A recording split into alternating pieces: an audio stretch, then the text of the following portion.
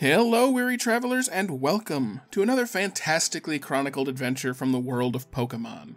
There are those who call me Bardbreaker, and today we're going to be doing a bit of a casual playthrough through Pokemon Emerald. Specifically, it's going to be the long-awaited shiny-only adventure. I've plugged this many times in past videos and over on Twitch on my streams, and this time we've gone ahead and actually done it. Actually, I recorded this quite some time ago, and I'm finally getting around to recording the audio to get the video up. Special thanks to James in the Discord, who was able to set this one up for me. Now, the reason we're doing this run is to celebrate the first 6 shiny Pokemon we've captured on the channel. I've been saying that once I got to 6 shiny Pokemon, I would do a run of just them to celebrate our team and just have a bit of fun. This is not going to be one of those hardcore shiny-only videos that you see some of the other channels doing, where they actually have to grind on Twitch for 10 hours a day to catch their next shiny for their team. This is purely a casual run to celebrate the first 6 shiny Pokemon I've ever actually caught in a Pokemon game, because before this channel, I had never caught any. So our lineup today is going to consist of the following 6 Pokemon, which I think I've creatively named after characters in one of my favorite shows, Futurama. Our lineup today will consist of Hermes the Makuhita, who I originally caught in an Emerald playthrough. We'll have Bender the Geodude, who was originally caught in our Platinum run. Zoidberg the Lotad, who I caught in either Ruby or Sapphire, I don't remember which. We then picked up Leela the Zubat from a Fire Red or Leaf Green run. Fry the Vulpix came from a Soul Silver run. And finally, Amy the Raticate comes from another Leaf Green run. That's going to be our team for the run. As far as the rules are concerned, you guys know the drill by now. We've already got the team laid out for us. I may need other Pokemon for HMs, but those Pokemon are not going to be allowed to be used in battle. I'm not going to use any items in battle, and there's going to be no cheats, glitches, or exploits aside from 2 things. Number 1, hacking in all of these Pokemon at the very beginning so we can do the entire run with the entire team. And B, we're going to potentially add in additional rare candies as needed simply to save time on grinding. Since grinding doesn't prove anything skill or strategy related, it only takes up time. Let's do it. We're going to start the run off with our first battle against a shiny Zigzagoon that's pinning down Professor Tree. We have, as you can see, our full team, so we have no problems here dealing with it, as Hermes the Makuhita is more than a match for it. After some obligatory hero worship, Professor Tree sends us back into our world and we're on our way. We have our first fight against the rival May, north of town. And her Torchic isn't shiny. Okay. Everything was supposed to be shiny in this. It's close enough for government work. In any event, Makuhita starts out the fight, but is quickly becoming overpowered, so I swap to Bender the Geodude to finish the bird off with a couple of tackles. After a little more conversational banter, we're able to finally get out of town and head on our way. At this point in the game, though, there's not a lot to talk about. We get to Petalburg City, have our obligatory moment of existential crisis. The word chocolate is C-H-O-C-L-A-T-E. Chalk and late. What could it be late for? The bus? What if that late is code for pregnant? So the chocolate is pregnant. That means chocolate can have sex. That gives a whole new meaning to with nuts. Oh no, I don't know if I like where this is going. I think I'll stay clear of the white chocolate. We then get rejected by our father, all the while rummaging through the woods and beating an attack by Team Evil.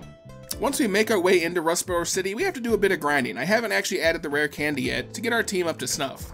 We're going to rely on Zoidberg. Yes, I know. And we don't have a lot of options but to grind up and see if we can beat Roxanne with its Absorb. For some reason, Lotad does not learn any water moves by level up. It gets Grass move at least, but I mean, my gosh. It's one of my biggest pet peeves, in fact, Pokemon not learning any moves by level up of their type. Once we get to level 14, we make our first attempt at Roxanne. Now, Geodude is quad weak, but you can see despite the extra couple levels and the quad effective move, we're still not one-shotting it. That's just a testament to A, how bad Lotad is, and no, just how bad Lotad is. We'll just leave it there. Fortunately, despite her best attempts to heal with her potions, we're able to absorb every last drop from those Geodudes and move on to her own Streisand. And you can see just how little damage we do, even with it being super effective. Fortunately, it really just seems content to go for Harden and Tackle, which doesn't really hurt us all that bad. Harden doesn't stop our absorbs at all, and eventually we do enough damage to outlast the Popstar, and we've secured the first win in our book.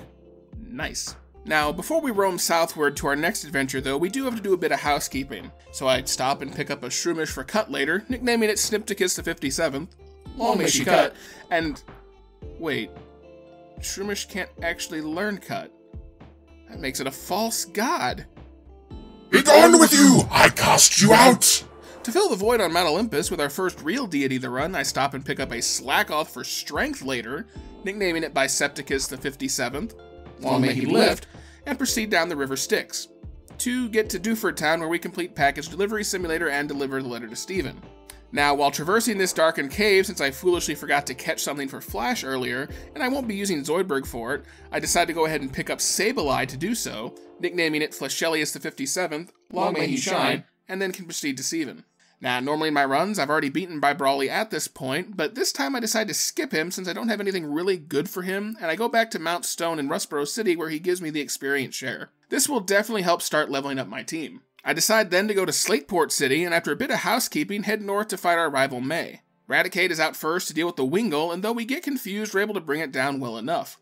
Next out is Combuskin, so I swap in a Geodude thinking we'll have a type advantage, but we don't get very far as it knows Double Kick, and thanks to a crit, finishes us off quickly. I swap but get absolutely destroyed by a Peck before finally bringing it down. Last out is a Lombre, and with nothing really at hand to deal with it, we just outlast and outblast it for the win. Not the easiest rival fight we've ever had against May, but not the hardest either. Now, speaking of things that aren't as hard as I thought, yeah, make whatever Viagra jokes you want there, we have our next fight against the gym leader Watson, local master electrician here in Mauville City. And normally, he could actually be a wall for a lot of these runs because of his steel typing, but this time we have the answer. Bender the Geodude is not only immune to his electric attacks, he has a super effective magnitude to use back on them. And in fact, you can see by just how much damage we're doing, we're quickly able to defeat Watson without much resistance. And in fact, you can see by just how much damage we're doing, we're able to quickly defeat Watson without too much resistance. Guess you could say that's what happens when you stay grounded to reality. Whew, well hopefully that'll spark some more good luck.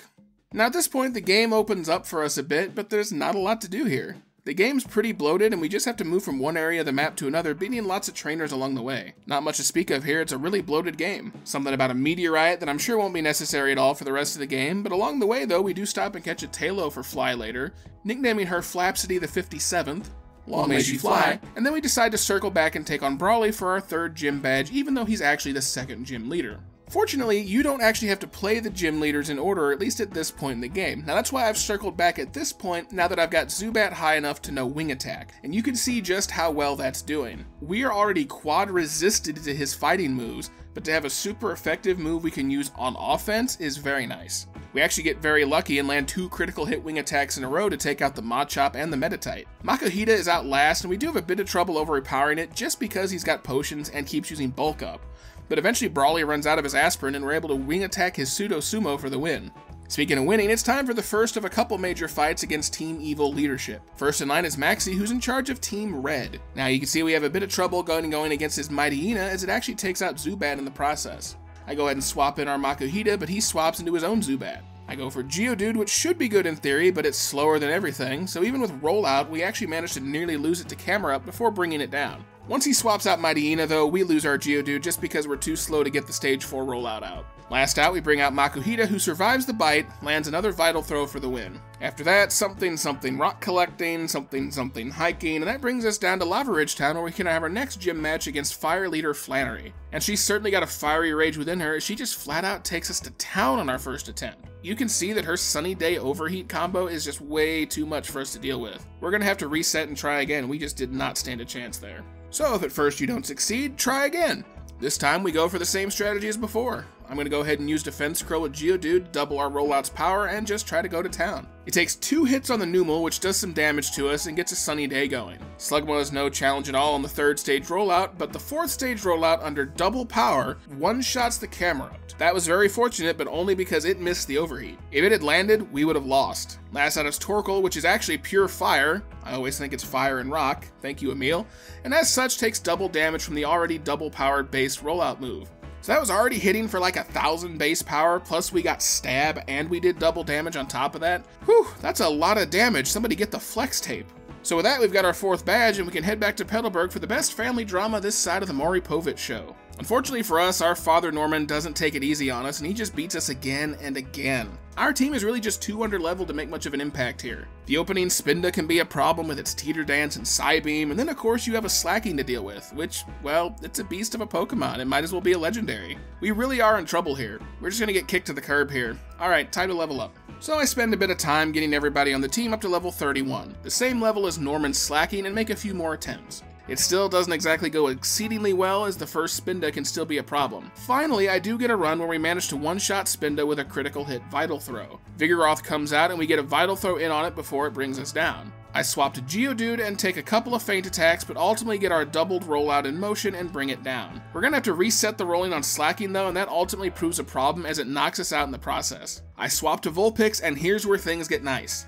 We Will-O-Wisp it for a burn, which halves its attack power and does damage each turn. I also use Confuse Ray. Between the burn, the confusion, and its loafing around, we're able to bring it down, though I do believe we also had a crit flamethrower in there as well to boot. Last out is a Lanoon, and we've fallen back asleep thanks to Yawn, so I swap to Zubat, who gets off a Confuse Ray as Lanoon halves its HP with Belly Drum to boost its attack. That lets us get an Air Cutter in for the win though, and our 5th badge. With that, the neighbor who's been watching through the window comes over, kidnaps us, and gives us the HM for Surf. I eventually clear out the National Weather Service so they can get back to their tornado warnings and take on May just across the bridge. She's an easy enough fight though.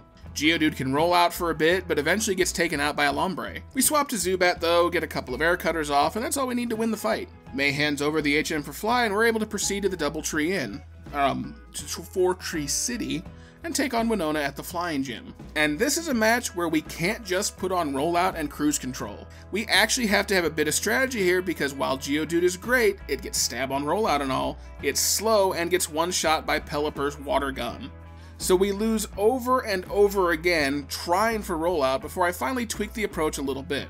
Swablu is out first, so I go for Raticate to open the fight and use a few Hyper Fangs for the win. Next out is her Tropius, so I swap to Vulpix for a couple of Flamethrowers to do the job, though I do take an Aerial Ace in the process. Next out is her Pelipper, so we go for either Zubat or Raticate, but we're able to bring it down with either. After defeating Pelipper, we move back to Vulpix for the Skarmory. We're nearly knocked out by another Aerial Ace, but 2 Flamethrowers does the job and knocks out her Steel Bird. Last out is the annoying asshole Altaria. We swap back into Geodude, take a Dragon Breath, and surprise, motherfucker! A self-destruct for the one-shot knockout. And that is exactly why I have kept that move on Geodude this whole time. I love having either Explosion or Self-Destruct in multi-mon runs. They are such strong moves. In fact, I believe Explosion actually has the strongest base power of any regular attack, not counting Z moves, and it gets you out of tight spots when you can just drop it in there and boom. But there we go, another badge for our efforts, and we're making good progress thus far through our Shiny Emerald run. Speaking of progress, we spend some time completing filler material, the motion picture musical, and we find ourselves face to face with Maxie inside Mount Ember. We nearly had him on our first go, but our final rollout missed, and we lost Geodude, so it became a scramble against Crobat to see what might stick. Unfortunately, not much was, and the Crobat just carved its way through us. Vulpix was holding its own, but ultimately I should have probably tried for the Will-O-Wisp Confuse Ray tandem combo, but I didn't want to risk the chance that comes from Will-O-Wisp with it being able to miss. Remember my rule, folks, if it's not 100% accurate, it might as well be 10% accurate. Well, eventually the Crobat carves up the last members of our team like the Grinch carving the roast beast, and we have to try again.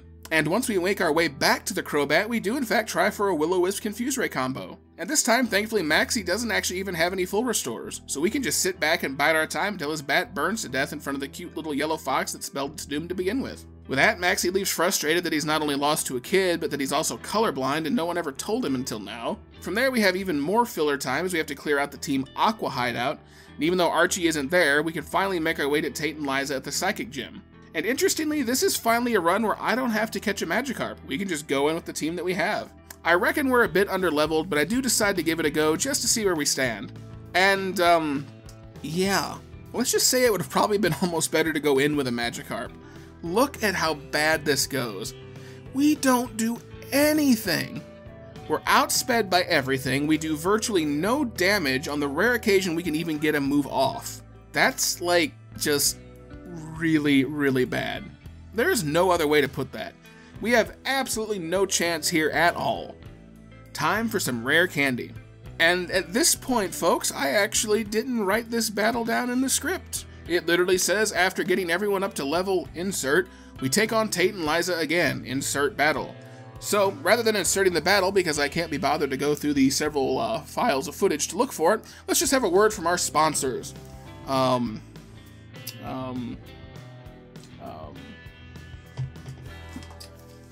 MLB 2K13 for the Xbox 360. Achieve perfection. Total control, pitching, and hitting. The original analog pitching and hitting controls remain the benchmark.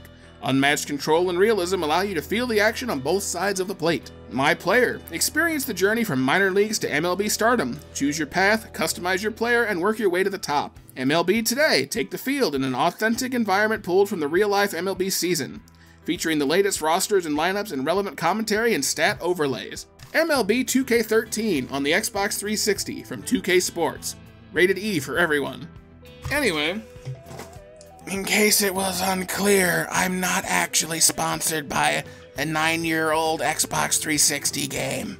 After defeating the 2 psychic gym leaders, we again have to do some more glorious Team Evil filler shenanigans and take on Team Magma at the Space Observatory. It's a dual battle with Steven, which you would think would be awesome, but he's actually horrible to partner with, as his Metang basically sits there most of the time and doing nothing. It actually takes a couple of runs at this to get things to come together, but eventually we start off well by having Lotad out first to one-shot the first camera up with Surf. From there, the rest of the fight is mostly just sitting around and waiting for Metang to eventually do something while we start building up rollouts with Geodude. You can see the Metang actually does start using Metal Claw along the way, and that really does help speed it up. That really does bring back some group project flashbacks where you do a lot of work on your part, but your partner or someone in the group would just sit there and do very little. So before we can progress from here, we need something to use Dive and Waterfall later, and I'm pretty sure Lotad ain't it. So we have a lineage to continue anyway, so we go ahead and catch up a Sharpedo, nicknaming him Aquades the 57th. Long may he swim. And once we've taught it the appropriate moves, we can then proceed down to the undersea cavern with even more team filler maze puzzle plot shenanigans. Honestly, we don't have much challenge against Archie at all. He's really just here to show how even if you are colorblind and clueless, you shouldn't give up on your plans for world domination. Unfortunately for him, getting pasted by a 10-year-old kid should probably give him food for thought, and after Kyogre yells at him too and flies away, the world starts ending. Which of course, we are the only ones who can bring balance to the Force. Of course. So bring balance to the Force we do. First we go wake up the Rayquaza Mamba, the most venomous Pokemon in all the land. One bite and we're dead. Oh, he's angry! He's angry! And he takes that anger out by yelling at his legendary stepchildren to share the remote for the Xbox and get back to their homework, settling once and for all that green is the best color on the food pyramid. Do I want to do another take of that? Yes. Am I going to do another take of that? No. That's what you get. Oh, I'm sorry, James. Now that that's over, we can take care of Water the Wand Gym Leader and whatever he wants to do. First up is a Love Disc, which isn't much threat, so I put in Zoidberg to try and deal with it. We wind up confused from a lovely kiss, but eventually get through enough to use some Mega Drains to bring down Wand's heart faster than the beefy 5-layer burritos at Taco Bell. Whiscash is out next, and it's quad weak to grass, so we should be able to one-shot it, but look at how much that Amnesia helps out the Whiscash. We're over its level, have a Miracle Seed equipped, and we're using a quad effective stab Mega Drain and barely touching it. Holy hell! Eventually this becomes a battle of attrition as we bring it low, but eventually get knocked out. Kingdra is next, and if we thought it was a war of attrition with Whiscash, this is the war to end all wars. It knows rest, and whenever we can bring it down low, it just keeps healing over and over again. It also sets up a couple of double teams, which makes us miss at the most crucial times with our already inaccurate moves. Finally, after what feels like forever, a timely critical hit Hyper Fang lands, and we're able to move on to the next Pokemon, Celio. We swap in Makuhita, who finally gets a chance to do something useful and lands a crit one-shot Vital Throw for the knockout. Crawdaunt is part dark, so I leave it in, hoping for a one-shot, but Juan lands his Crab Hammer and it's to Vulpix now. Not a great matchup, admittedly, but we confuse it early, and we have the absolute best confusion luck as it just stays confused, hitting itself as we burn it down with Will-O-Wisp, chunk it with Quick Attack, and finish it with Flamethrower. You gotta love beating a water Pokemon with a fire move. With that, we've secured all 8 badges and we can proceed on to the Elite Four. Well, after first stopping to battle the local neighbor boy, who after being a pushover for the entire game, has suddenly mugged someone and stolen their awfully good Pokemon team. We win on our first try, but it wasn't without great cost, as we wound up with just an army of Raticate left to do our bidding against the Magneton. Fortunately for us, the Magneton missed several Supersonics and we were able to barely hang in for the win. After more spelunking through Victory Road, we're able to finally reach the Elite Four. Dark Trainer Sydney is up first, and I decide to just try for a rollout sweep, but that doesn't go very well between his Intimidate and the Sand attacks, and the fact that rollout doesn't just get the job done well here at all. The fighting here is actually pretty touch and go. Our Pokemon absolutely suck stat-wise, so they're easily defeated and don't do as much damage as you might expect. His Crawdaunt nearly took out our entire team that was that bad. Once we were able to get past Crawdaunt though, things opened up quite a bit. Shiftry was easy enough to deal with Fry and his Flamethrower. Absol came out, so it was back to Amy the Raticate for some Super and Hyper Fang combo wombos, and then with nothing left but a Cacturn, it was back to Fry for some more fire, burns grass to the ground and wins us the day. Boy, did we take a beating though. We revive and heal up and press on to Phoebe. Unfortunately for us this time, the Ghost Girl is just way too strong for us. Her ghosts just know a huge variety of type coverage, and plus it doesn't help that our team is fairly low level for the Elite Four, and 2 of them can't hit ghosts at all. I'm also low on potions, so I let her knock me out so I can go back and get some more stuff before coming back and trying again. I go ahead and use Candy to bring everybody up to 5 levels to level 55 and get back to Phoebe again. And her array of type coverage is still a challenge to deal with. We get past her first Dusclops with some defense curled rollouts, but we're confused and we break the chain going into the second one. There it seizes the chance to Ice Beam us down. I go to Eradicate for Shadow Ball action, and we're doing sizable damage with it and succeed in bringing it down. I get a bit of damage off Zubat, but ultimately go down to Thunderbolt from Banette. Our hopes aren't looking high, but it's Vulpix versus the final Banette, and we actually do some sizable damage with Flamethrower, which is perhaps what we should have been using all along here. But a win's a win, I'll take it. Next up on our journey is the Ice Trainer Glacia. And let's just cut the crap and say we were like the White Walkers here. We couldn't get past the ice wall. At least not until we got our very own dragon. If by got our very own dragon, I mean leveled up our team some. I tried a few times at 55 and it just wasn't coming together. Her Blubby is just too strong for us. I get the team up to level 60 and give it another go. Celio's out first versus Hermes, and we go for Vital Throw and it sets up Hail. We put it into full restore range before finishing it off with 2 more throws in between getting body slammed. Glalie out next and goes down to 2 flamethrowers, but not before chunking our speed with a weak Icy Wind and doing good damage with Crunch. Walrein is out next, so we swap to Amy the Eradicate and we take it down with a Super Fang and 2 Hyper Fangs, but not before we take 2 massive Ice Beams in the process to leave us with a Sliver. Celio is out again, so it's on to Zoidberg the Lotad for some Mega Drains, but we ultimately go down to a couple Blizzards, only bringing the Celio to about half health in the process. Now Lila the Zubat comes in, and we do manage to confuse it, and poison it with Poison Fang, and we actually got some good confusion luck too. But Glacia full restored it, and after a couple of air cutters, we brought it back to about half before she knocked us out with Blizzard. That was a fantastic waste of time. Back to Hermes the Makuhita, who finishes it with Vital Throw as it wastes its final turn setting up Hail. Last out is Glalie, who hits Shadow Ball to bring us red, but goes down to a crit Vital Throw and we win the fight. Last up is Dracolance, and we try a bit at level 60, but it's just not happening. Our stats are too bad and our movesets aren't much better. My stream pointed out I didn't have Return, so I eventually leave this fight, go back and get it from Pacifilog Town. I don't actually have a lot of money this run since I didn't use my pickup squad to find a bunch of nuggets and such, so I don't have a lot of money to buy revives and healing items, and we're burning through a lot getting through the Elite Four. Unfortunately, as I need to get to Drake once again, even with Return and our squad at level 60, we just aren't getting what we need against him. I decide once again to leave the Elite Four and do some things I should have done before. I go get the amulet coin from our mother to double the money we'll be getting, and that's important because now we'll have some trainer battles to do here as we go get the TM for Ice Beam from the boat on the river.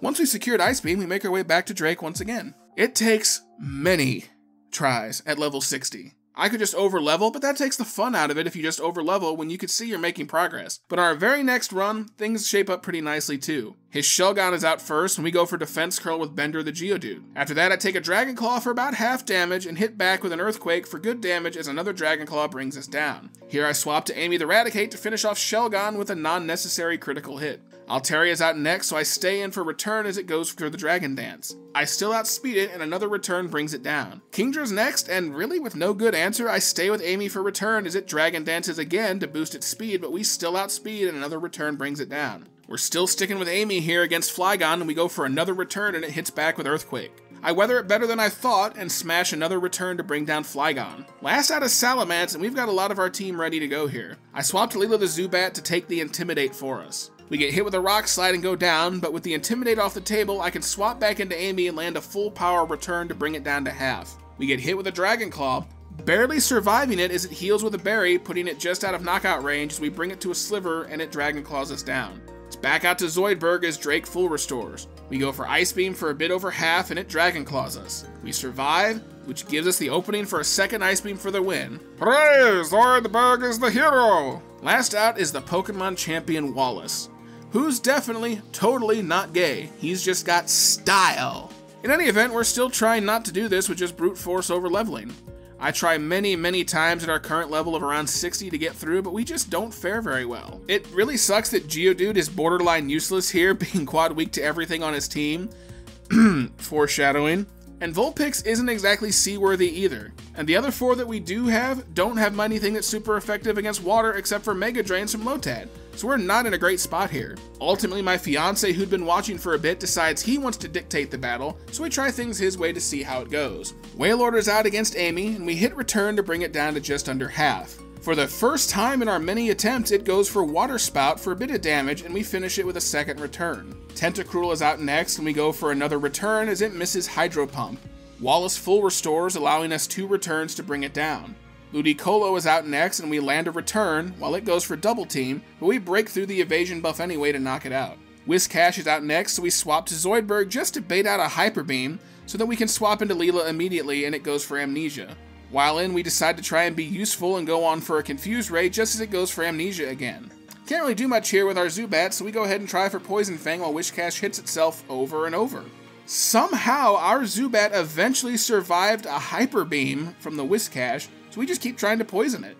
Wallace full restored it, took a bit more damage, and finally knocked us out with Surf. We swap into Zoidberg, trying to bait out the Hyper Beam again, so we swap immediately into Bender the Geodude to tank it as he finally uses it, and that allows us to use Explosion to bring it down. Zoidberg is back out again to face the Milotic. It hits hard with Ice Beam as we land Mega Drain for a glancing blow. Another Ice Beam brings us down though, so it's out to Hermes for a Vital Throw after weathering a Surf in red health. Another Surf brings us down though, but it puts the Milotic into a one-shot return range and we bring out Amy to finish it off. Last out is Gyarados, so I swap to Fry to take the Intimidate from the Gyarados. We're still outspeeding it though, so I try for a Will-O-Wisp to chunk its attack stat with a burn, and we miraculously somehow survive an Earthquake. We get off a Confuse Ray as it hits itself in confusion. We hit for about 5 damage with a quick attack as it finishes us with Earthquake, allowing Amy to come in and finish it off with Return for the win. And well, there you go. I'll give him credit.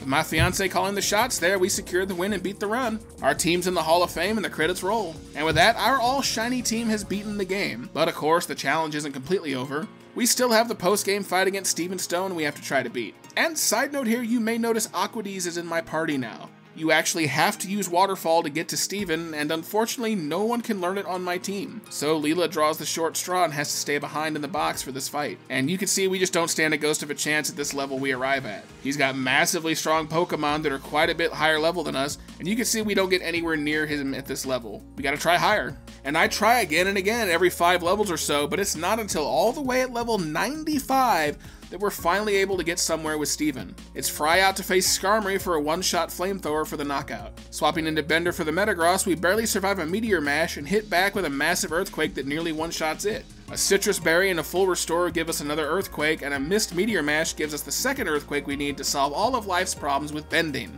Well, Earth bending, that is. Aggron is out next, and we're slower than it, but fortunately for some reason it goes for Solar Beam, which allows us to use a double effective Earthquake to one-shot it. Our Maldo is out and outspeeds a Water Pulse to finally finish off Geodude. We got more mileage than I expected from him though, so now we swap to Amy. We go for a Super Fang, which is guaranteed to take half of its HP away, as we get hit back with an Ancient Power. I go for a resisted return and it hits back with a Slash. Now that puts it into a full restore range, and I really should have used the Super Fang again, but I go for a couple of returns as we get hit with Ancient Power and bring us down to red. Another return is able to bring it down though. Next out is Claydol, so I stay in and go for Shadow Ball. That brings it to a bit under half, but it takes Amy down with Earthquake. I swap in Zoidberg, who tanks an Earthquake and finishes it off with Surf. Last out is a Cradily, who hits hard with Ancient Power as we land an Ice Beam for big damage with a critical hit. Steven goes for a full restore, we get in another Ice Beam and go down to Ancient Power. 2 Mons left, and I swap into Hermes as Cradily sets up an Ingrain. A super effective Vital Throw does big damage though, and that gives us the win. Thank God for bureaucrats! And with that, we've truly beaten Emerald with all shiny Pokemon. Nice. So, thanks for watching, guys. I know I recorded this a long time ago on the stream, and I'm finally getting around to having the motivation to get it recorded audio-wise and edited, so I hope you enjoyed it. I know it wasn't the true, like, all shiny rounds you might be seeing, but I had fun with it, and that's what I care about. If you didn't like it, well, the dislike button's gone now, so fiddly-dee. Hope y'all enjoyed it, guys. Thanks for watching. Next run, I did kind of hint at it somewhere in that Elite Four battle. I did a solo Geodude run through Emerald. It was not my intention to air these necessarily back-to-back, but that may end up being what happens. So you'll want to stay tuned for that. That was a, let's just say taking a Pokemon that is quad weak to water through a generation that is a lot of water on the map, the 8th gym is water, and the champion is a water specialist. Yeah, let's just say that was fun. Air quotes. Anyway, guys, thank you again for watching. Like, comment, subscribe, all that jazz, and until next video, go catch 'em all.